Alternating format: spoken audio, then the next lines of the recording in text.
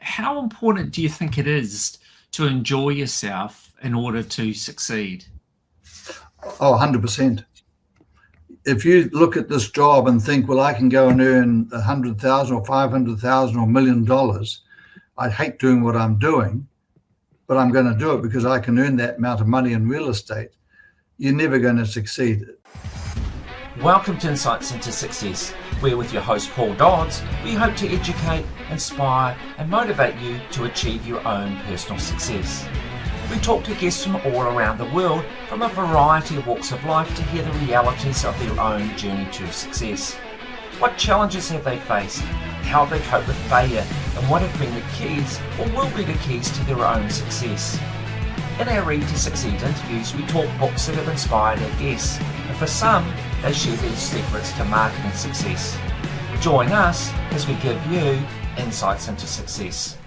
All right, so welcome to Insights into Success, where today our special guest is David Rainbow. Now, David is really one of the pioneers of residential real estate here in Auckland, and has been very prominent in the industry for a few decades. Not quite sure exactly how long, and I'm sure David will inform us on that shortly. But welcome to the show, David. Thank you, Paul. Nice to talk to you. So it takes likewise. long to organise this. Had a few hiccups along the line. Oh, exactly. And technology is a great thing when it works, but it's frustrating when it doesn't, isn't it? Yeah, it is. So, and that's one thing that I didn't have 40 years ago in 1984. It was August when I started real estate. So we didn't have computers. We certainly didn't talk like this over the. So I live near Newmarket, and the goods train's just going through. Can you hear that or not? Yes, I could hear that. Yeah. Oh well, hope it'll be gone in a second. Yeah. So we didn't have what we're now able to do, which is talk like this anywhere in the world, and obviously with cell phones and things like that. So it's all changed. So tell me, what made you get into real estate in the first instance? Well, we step back a little bit prior to that. As a family, we had done up a lot of homes. So I've been involved in residential real estate, mainly because I enjoy that residential compared to, say, commercial, which is more just numbers and there's no emotion involved in it. So I actually liked the emotional transaction with both buyers and sellers and buyers. So from that point of view, that's what I liked. I had got, after school, I went and worked for what's called the Northern Billing Society, which is now ANZ Bank. And I had built myself up through the ranks and at a tender young age of early 30s. There was a change there in that company. There was a reverse takeover. So they offered us a redundancy. I got out of it. I took a year off.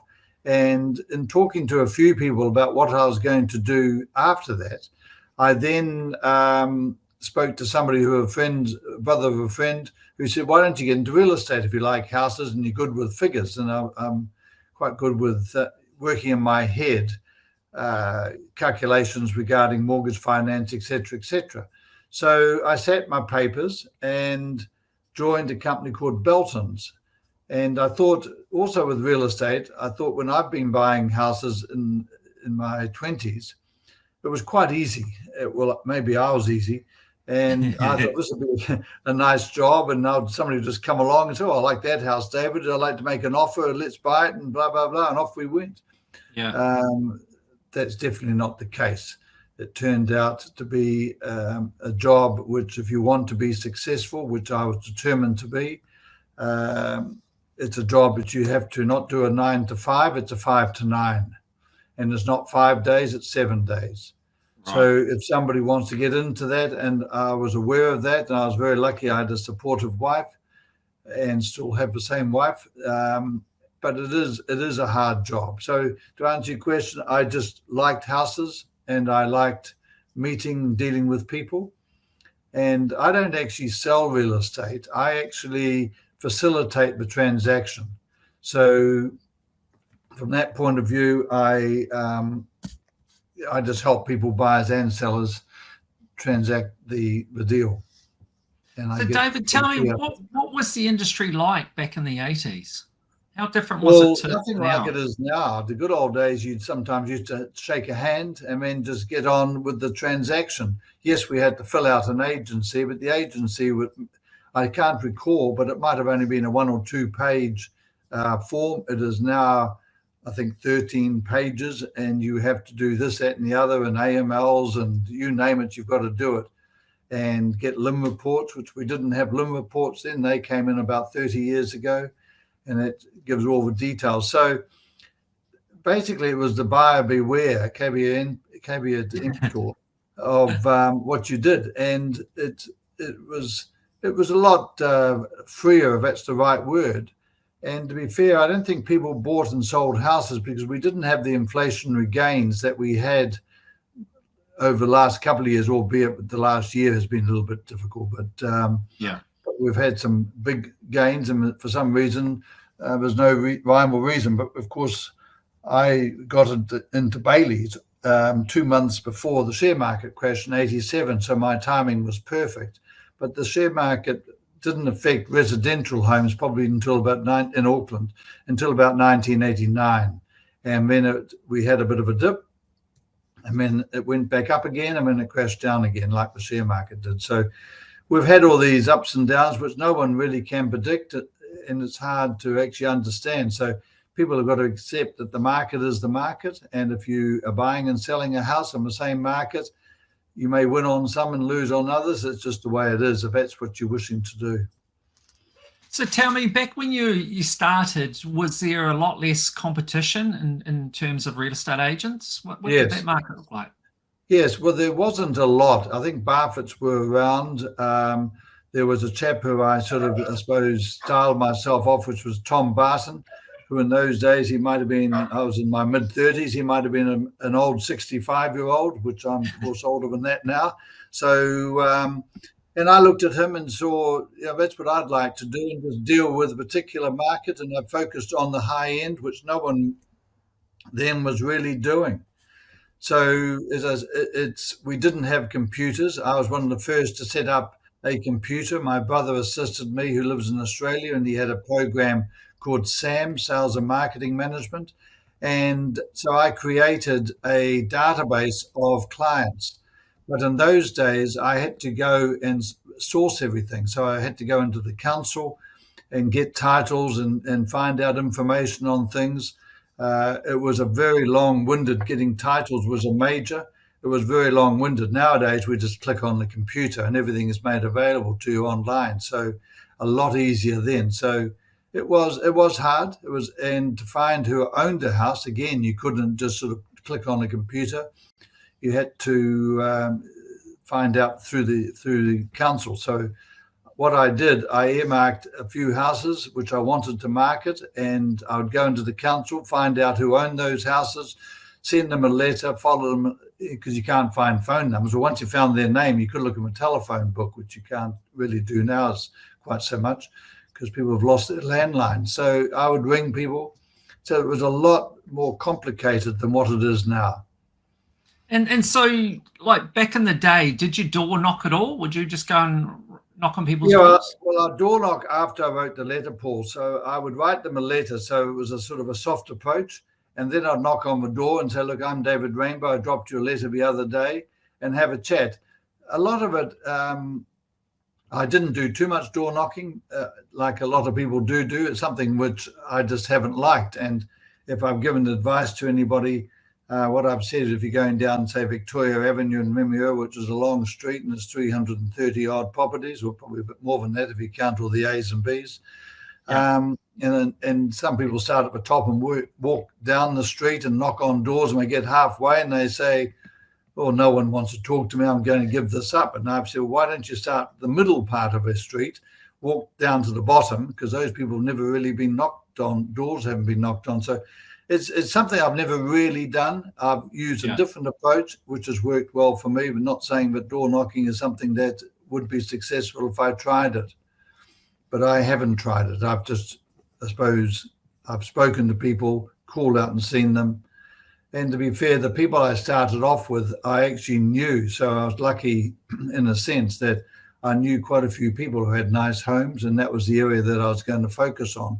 And those nice homes in Belton's, they weren't renowned for, they're no longer in existence now, but they weren't renowned for dealing with high-end homes, which is an area I wanted to focus on. So I did a numbers game, so what I would say, I had a 303 approach, not a shotgun approach. So I aimed for the property I wanted, and I worked to get that property. Right. And back then, what were the keys to success? Same as now, to be honest, just hard work and perseverance. And what I also did, I was sort of instigational in setting up advertising brochures and things like that. So we would create color photographs.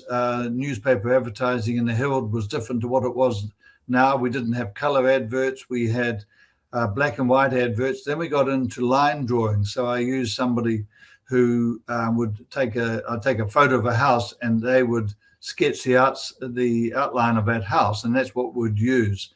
Really? So we used the Herald still. We used Property Press. That came in a bit later. Used local papers. As I said before, created a database with my computer. So I would send out letters to people. In the beginning, as you've discovered shortly, it took us a while to get signed on together. I'm not computer literate. So 30 odd years ago, I had a PA, which was pretty rare in those days. Yeah. And I remember Claire, when she first started, she said, "What do you want me to do for you?" And I said, "Well, I don't know what you're supposed to do, so let's work through that first."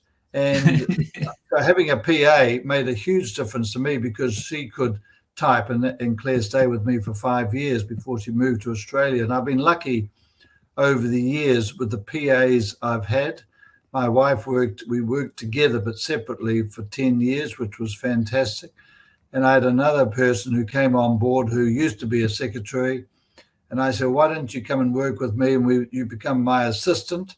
And she said, "I wouldn't know how to sell anything." And I said, "Well, you don't have to sell, you just got to assist and make it all happen." And well, 15 years later, she moved up north. So we worked together for 15 years. So my success, starting from 30 odd years ago, has really been who I've had around me, who I've helped, because you can't do it on your own, Paul. So you've got to deal with others and have people help you to do it. And one PA said to me, "Why have a dog and bark too?" So, it's get somebody who can help you do it. So it's really, it hasn't changed. You've still got to persevere. You've still got to do everything.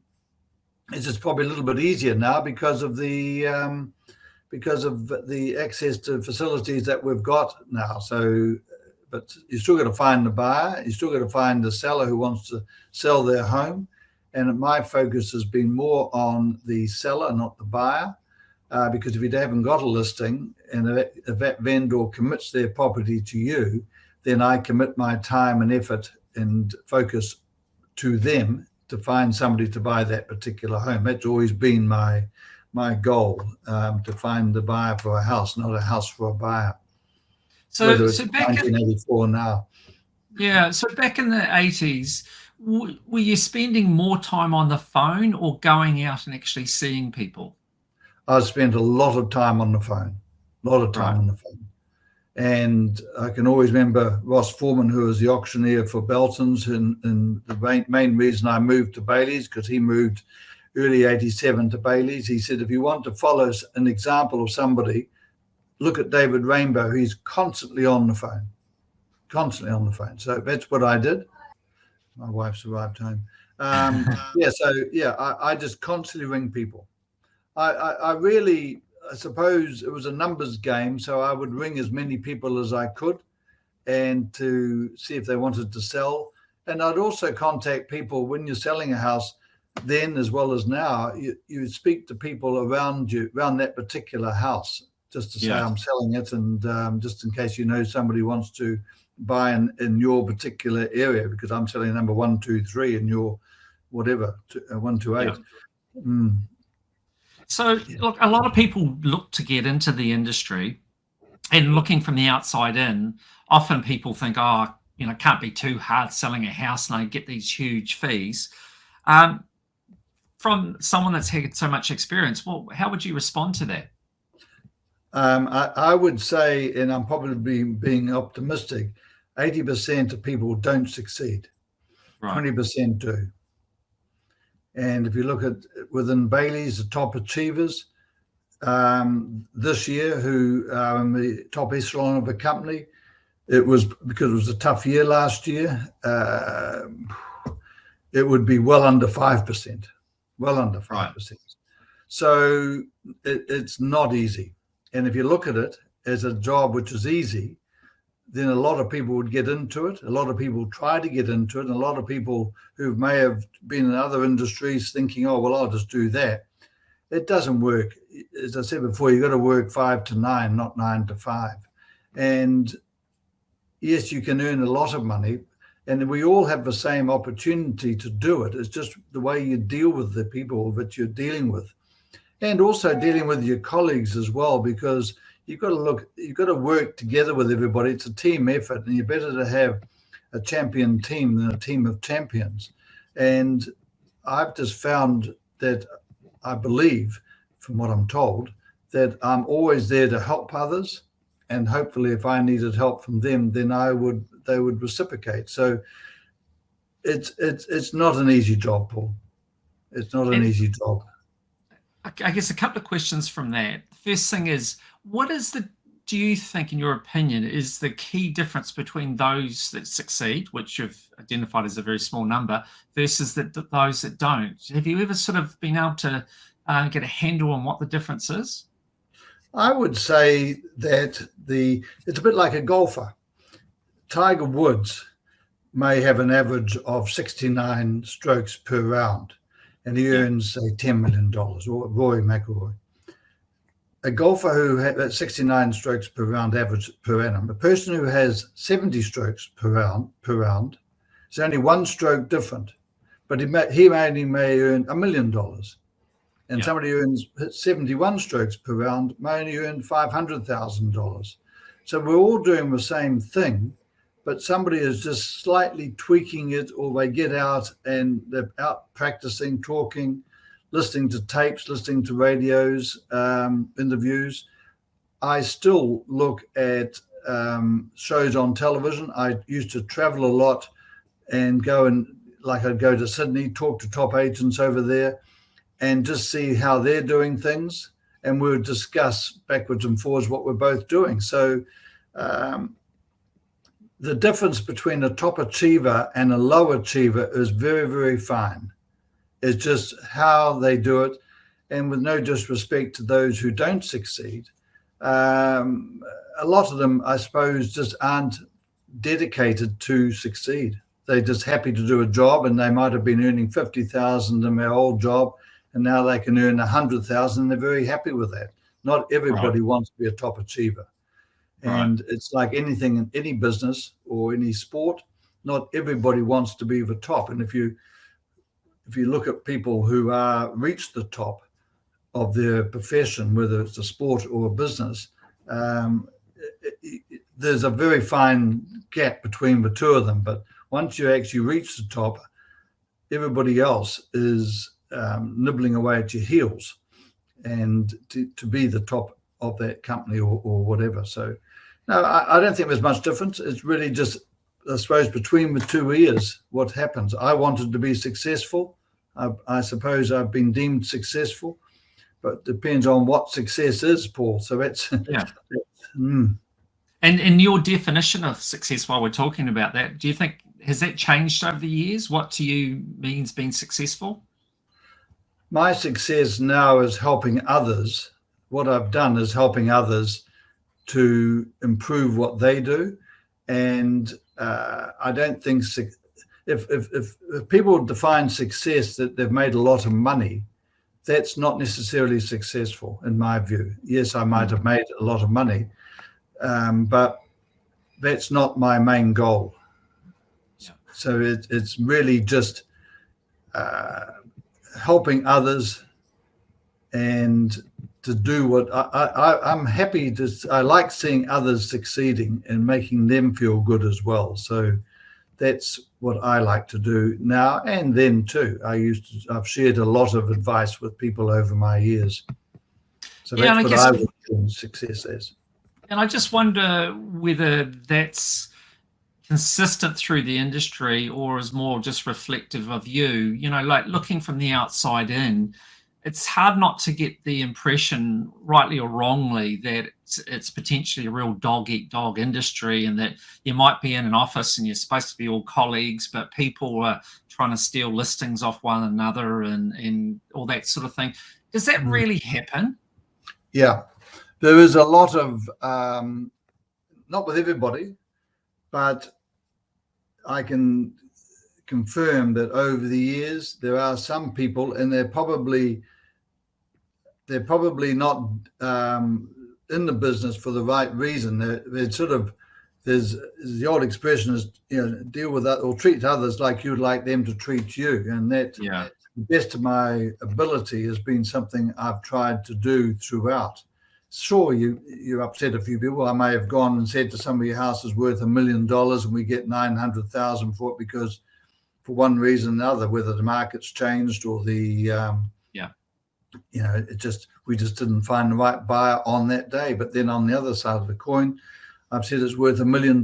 We've found 4 or 5 people wanting to buy it, and so we've actually got $1.1 million for it. So but there are some people, agents out there, who aren't honourable, I suppose, and that's why they brought in this CMA, which is you have to offer current market approvals, where somebody may go up to an unsuspecting vendor and say, "Well, I think your house is worth $1 million," and the old lady or old man says, "Oh gosh, I didn't think it'd be worth that much." So they list it, sell it to a friend, and then they flicked it on to somebody else for one of that friend for $1.5 million.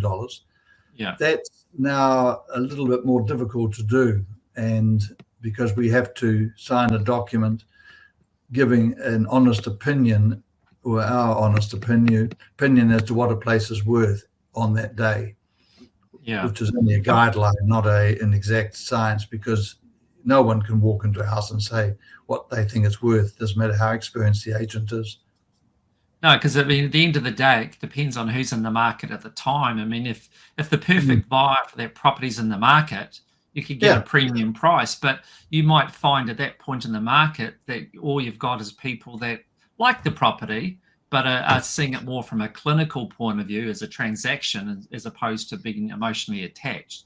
And that's something that no agent can control. You can bring to the property everyone that's in the market, but you can't make people not in the market come into the market that may be the perfect buyer.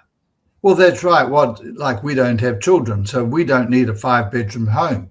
So if I'm looking to spend $1 million in a house and it's a 5-bedroom home, I don't need to buy that home. So what I'm looking for, and what another couple are looking for with a whole pile of children, is totally different. And I could also be the next door neighbor, and I want to buy the next door neighbor for a tennis court. So to me, it's worth a bit more money than somebody else who wants to buy it as their family home. So if you get competition between the next door neighbor, and that's what I was saying before, you go and tell all the neighbors what's happening. If you can create competition out there, that's how you maximize the price for the vendor. So tell me, is there particular qualities that make individuals better suited to the industry? You know, what sort of person do you think would have, what sort of qualities would they have that would make them more likely to succeed in the industry? Look, if I was selling farms, it wouldn't be something I would do because I'm not a farmer. If I'm selling or promoting a farm, to answer your question, you have to really, I suppose, fit into the people that you're dealing with, and from that point of view, have not an association, but how can I put it? You really have to mix, I suppose, in some respects, with people who you're comfortable to mix with. Right. For me, we're all equal in life. It doesn't matter whether I'm the Prime Minister of New Zealand or the person who's doing the road signs on the motorway. We are all equal. And the person who is the Prime Minister may be something that he or she has wanted to have a goal, and the person who stands doing the signals on the motorway, and I'm not undermining that particular job, but they may be just as happy to do that. They haven't got the determination and goal to get out to run the country. And so I've lucky enough to deal with prime ministers and successful business people and a whole pile of people. But I've also dealt with people who don't have money. And I'd have to admit, in a lot of ways, they are much nicer, because some people, who have nothing, they're fantastic to deal with. And we've dealt with both sides of the spectrum. And it's really working with somebody who you actually like working with as well. I mean, the other thing is, for example, if you are au fait with figures, I may be like I am. I'm good working with an accountant or a business person. If I'm not a fashion, I'm not somebody who's flamboyant like an advertising agent. So dealing with an advertising agent may be different for me. So I think it's important to actually deal with somebody who you associate with and feel comfortable with, and they feel comfortable with you. Yeah, that makes sense. Yeah, no, absolutely. I think, it does make sense. Like, I think, when you are selling a property, you want to feel that whoever you choose is someone that you can relate to. So you have good communication and understanding with them, and that you can trust them. I think that's what you're really saying, is we all, depending on our personalities, have an affinity with certain types of people. And if you can work with people with whom you have an affinity, then it's more likely to be a successful relationship. Well, it is. It's like going to a restaurant. If you walk into a restaurant and they welcome you with open arms and sit you down and give you good service, you feel a lot more comfortable than walking into a restaurant where they couldn't give two hoots as to who you are, and there's this seat, go and sit there, and blah, blah, blah. You've got to offer service and commitment to the people you're dealing with. Doesn't matter what line of business you're in. And I can always remember walking into shops. If you walk into a shop and there's a lonely shop assistant standing there on his or her own, and they say, "Oh, can I help you?" And you say, "Yes, I'm looking to buy such and such." When you look at the look on their face, it changes dramatically compared to, "Oh, I'm just looking, I'm just strolling around, I've got no interest to buy anything, I'm just tire kicking or whatever." But they don't feel good out of it. So it is important to make people feel good. So tell me, the industry is often maligned. People often can be quite critical towards real estate agents. How do you rise above that? Well, I suppose sometimes that person may be somebody who was given advice by the agent that their house was worth such and such, and it was nowhere near that figure. And when some vendors call me in to talk to them, and they say, "Well, what do you think my house is worth?" And I say, "It's probably around $1 million, because next door sold for $1 million, and yours looks similar, blah, blah, blah." And they say, "Well, look, I had Joe Bloggs from XYZ Limited come in, and they think it's worth 1.5. And I said, "Well, how have they justified that?" And, they just think mine's very special, et cetera, et cetera. And I said, "Well, what would happen if you actually said to that agent, you underwrite what you think it's worth, and I'll go with you?" And they would be saying, "Oh, I can't do that." No, that's dead right. So I think there are some agents out there who, unfortunately, like a lot of businesses, a lot of things in life, a few ruin it for the majority. And we're not all like that. It's, yes, we're not always perfect in our assessments of things. And we can, it's just, I suppose, you're better to talk and err on the side of caution than be over optimistic, because it's better to say, "Well, I think it's worth this much," and get more, than say it's worth a lot more and get a lot less. So I think that's probably the main people who are upset about real estate agents. They're given or they promise the world on service and don't perform on that side of it as well. You can never satisfy everybody, Paul, but I try my best to satisfy as many people as possible. Yeah, I think that's sales in general, isn't it? You can never keep everyone happy. You can only do your very best and hopefully keep the vast majority happy. Well, it's also after sales service as well. I have a settlement today, and that was the vendor rang of a particular property, and I've spoken to him yesterday. I've spoken to the buyer yesterday. I've spoken to both the buyer and the seller last week. Are you all ready for settlement? This is what you got to do, because the buyer, for example, is on her own and may not be experienced at dealing with what we're having to deal with today. So you've got to help people throughout. And then I'll contact her next week, probably even contact her once this week as well. But it's after service as well. Just how did it all go? Anything we can do to help, etc., etc. And to me, that's important. And if I have a fault, it's probably that I over-service people. Well, I do my best to over-service people to before and after. Well, I think that segues in perfectly to what was my next question, and that was like, what should people expect if they're a client of David Rainbow? Well, hopefully they expect good service, commitment, perseverance to get the job done. And it is a stressful job. It's stressful for the buyer and the seller. Buying and selling a house is high up in the stress levels. I think it's death, financial issues, and buying and selling houses. I think the three of them are pretty well, all up there. We've got to take that stress away from the seller and the buyer. And if I have a fault, it's probably sometimes I may take that stress on from those people, which but that's just me. Some people say, "Oh, look, it's not my problem that your house is falling down the cliff, or you got a leaking issue, or from the next door neighbour, or whatever."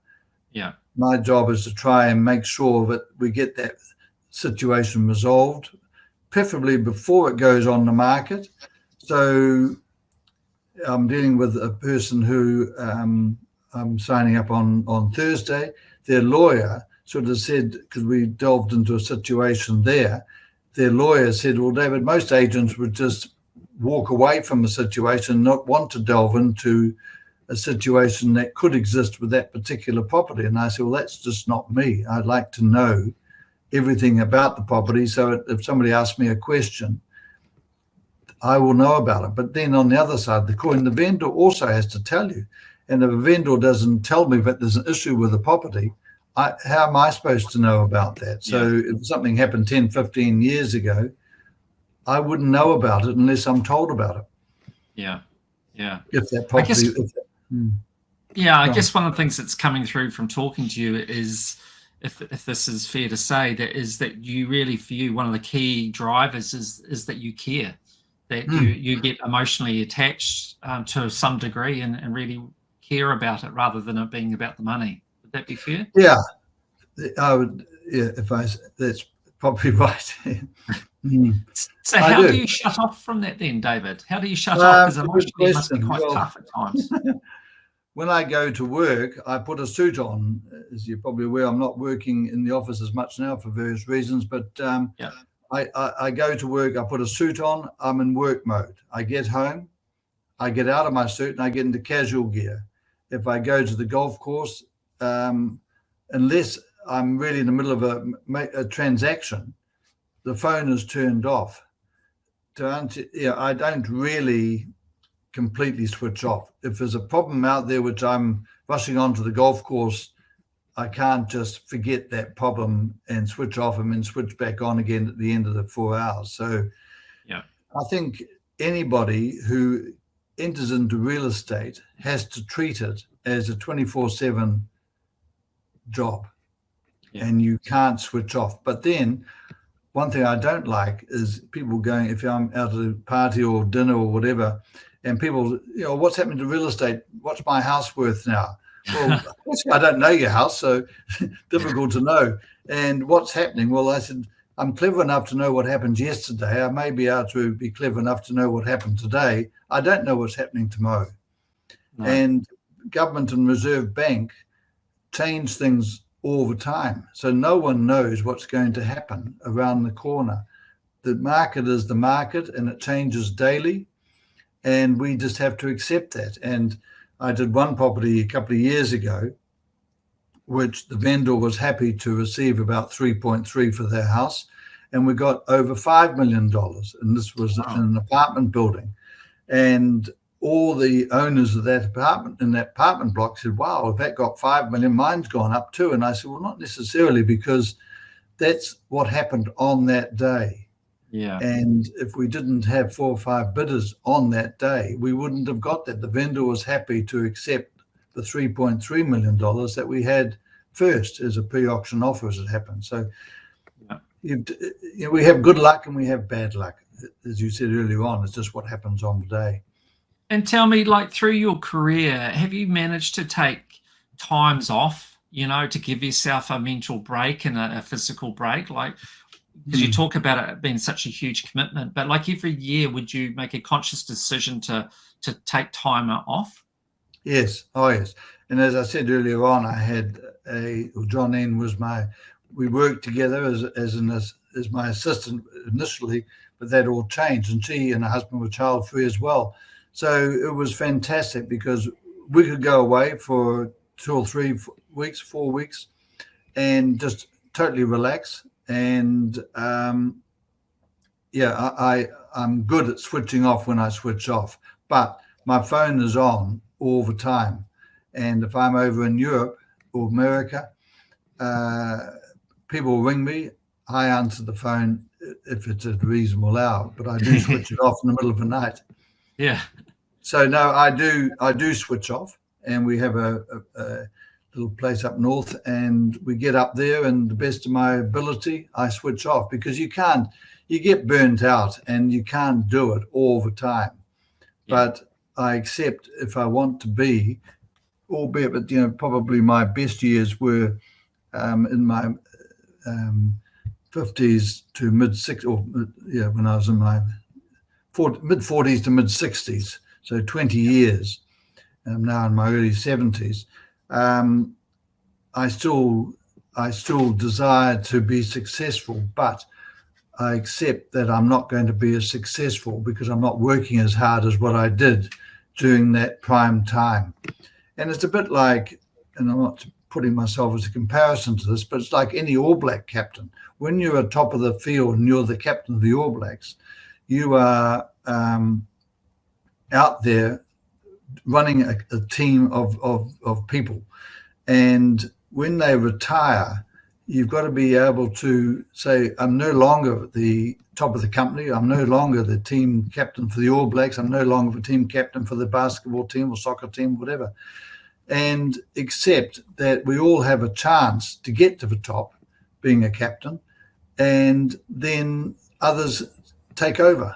And that does take a while, I'd have to admit, once you have been top for a long time, which I've been lucky enough to be, to actually take a back step on where I've been. But then you've also got to accept, well, I'm now in the twilight of my life. So I do relax, probably not as much as I should do according to my wife, but it's one of those things. And so what would you describe as being the thing that you enjoy most about real estate? I enjoy the transactional involvement with both the seller and the buyer, and seeing the pleasure that both of them get when the transaction is completed. I don't enjoy, if we're dealing with situations, e.g. matrimonial or financial difficulties of sellers, and I've got to try and deal with that because I didn't create those situations. Yep. And I like dealing with people who I enjoy, I would go out and have a glass of wine with just as much as I would spend with them. So I just enjoy people, and I'm led to believe I'm not a sort of a person who is going to ram my thoughts down their throat or anything like that. I'm just a happy-go-lucky guy who seems to have found a niche in what I do. And just one final question, how important do you think it is to enjoy yourself in order to succeed? Oh, 100%. If you look at this job and think, well, I can go and earn $100,000 or $500,000 or $1 million, I hate doing what I'm doing, but I'm going to do it because I can earn that amount of money in real estate, you're never going to succeed. The vendor and the buyer will look at you. If you're only dealing with it for the money, people will see through that, and they will say, well, you're not here to help me. You're only here to help you to get the end result, which is you earning money. That's, to me, is never, money is a side issue. I earn nothing until the transaction's completed. And I think anybody getting into real estate, what is most important is that they can survive financially and emotionally for 1 year. Right. So if you can't live the same way you're living today, I'm not saying you personally, but if one can't live for a year on income or money they've got put aside, don't do it, because it'll show through that one is desperate and I need the money, and you must buy this house or you must sell this house because I need to be paid. That's not a problem that the vendor or the seller needs to worry about. I get paid at the end of the day. And similarly, if I'm selling a $1 million home and I'm thinking, well, I could be earning $10,000 out of it, and when a colleague comes in and their client buys it, my share is cut in half. So you can do all this work and a colleague buys it. Or you say, well, I want to list a house, but I want 2 of you on it. Well, then you're cutting it in half again. So a lot of people don't realize that. A lot of buyers and sellers, they say, oh, you've just sold $1 million home. They think, oh, gosh, you must have earned a lot of money out of that. Well, you don't really earn a lot of money because that money could be shared amongst various people. So it's, money is a end result. It's not the goal at the beginning. Yeah. All right, David. Well, I'm conscious. I think that's about all. It's I'm just looking here, all the different things here, but it is, and as I said before, you've got to be sort of honest in what you do. And as I've always said, I'm not bright enough to remember what lie I told a person, so it's best to tell the truth. And that way I can remember that, which is important. But just be yourself.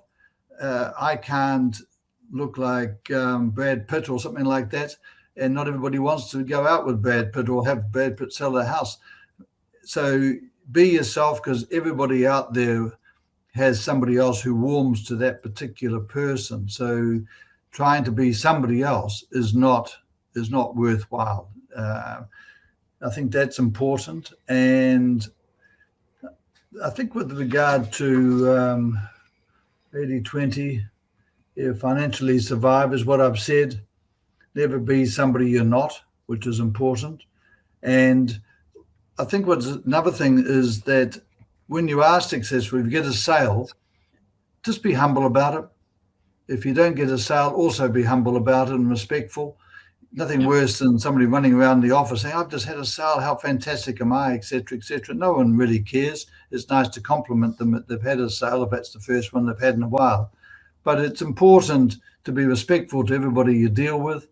And that's something, again, which I think is something I've always strived to do, to continue enjoying what I'm doing, because 40 years in real estate is, if I say so myself, a huge achievement, because a lot of people get into it for a short time. And I've just got my 11 o'clock thing. Yeah, so just a moment. No, somebody. I may have to go, Paul. I'm sorry.